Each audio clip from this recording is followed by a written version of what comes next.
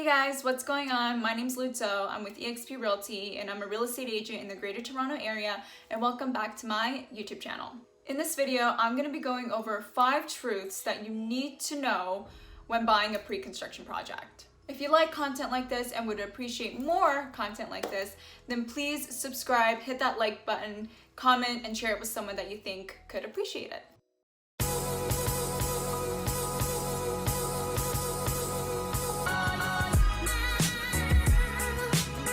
Okay, so 5 truths about buying pre-construction. I specifically chose these 5 because these were the ones that shocked my clients the most when I told them about them. They were pretty shocked about these, so needless to say, you're probably not going to like a lot of these, but they are the norm here in Toronto and pretty much the GTA, so do expect them. But that's why I wanted to create this video, so that if you guys are thinking about making, a pre-construction purchase, then you are aware of the things that could happen.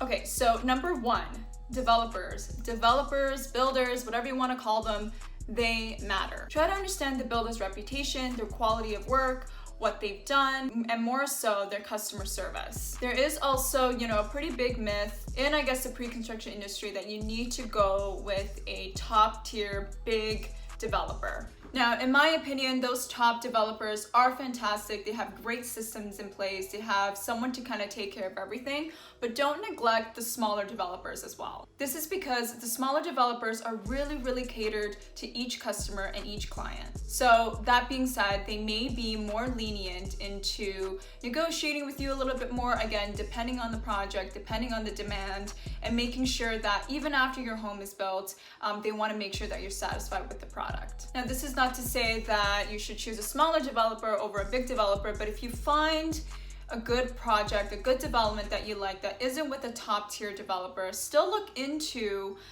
that builder, but don't neglect it just because they're not a top developer. Okay, number 2, price increases. Oh my goodness. When I told, my clients that builders can pretty much increase prices anytime they want, they were really shocked. There really is no standard timeline of, when a builder should increase prices. Typically, these are just based off of sales or releases. So if they have a first release, obviously the second release is going to be, at a higher price point. As well as there are different times of the year when they do increase prices. One of the biggest ones is the beginning of the year in January. Although most of the times they do increase per release and, in the beginning of the year, keep in mind that they literally have the power to increase prices at any time. They can take away incentives, they can adjust incentives.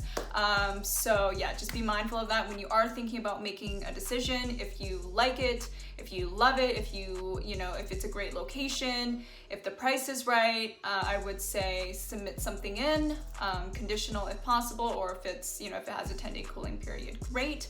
That way you have that lot or unit locked in, and you won't be surprised by a price increase possibly the next day. Number 3, mortgage letters. So this is another one where people don't expect that they need to hand in to the developer, just because with pre-construction, you're kind of buying in the future, right? So your home isn't going to be ready for a year, 2 years, or maybe even 5 years. Now, it is required within a certain time period, either after you sign the agreement of purchase and sale or before. So it is important that you probably get this sorted by your mortgage broker or your bank before you sign the agreement of purchase and sale. However, some builders do not give a lot of wiggle room as to who you can use. Sometimes you will have to use their preferred lender. Make sure you have your agent ask what the builder requirements are before you go in and sign the agreement of purchase and sale. Number 4, negotiating with the builder. So this also comes as a shock to many people because in resale, you're able to negotiate with the seller. You're able to kind of put things in the contract or the agreement of purchase and sale that you may want, conditions, etc. Usually in pre-construction projects, the developer already has all the agreement of purchase and sales drawn up, ready to go. Most of the time, they hand you the contract after you sign and you bring it to your lawyer, if you can have a lawyer review it, to just make sure that you're aware of everything that's in the contract. That being said, negotiations have been done on condos and freehold homes. The best way for you to find out if you can negotiate is ask your agent Hopefully they specialize in pre-construction so that they can guide you properly throughout the process, as well as speak to your lawyer. It will really come down to the developer and the project itself. For example, if it's a high demand project, there's people lined up after you to take your unit, most likely the developer isn't going to want to negotiate big ticket items. For example, if you want to receive, I don't know, $50,000 cash back, if you want to make, huge adjustments to the unit, it's most likely not going to happen if it's, a project that's really, really hot and in demand. If it's something minor, maybe they'll consider it. For example, as well, if it's a project that's kind of been maybe sitting there, or maybe they're doing inventory lots, you may have a better chance of negotiating things such as closing costs, and any other minor things that you may want.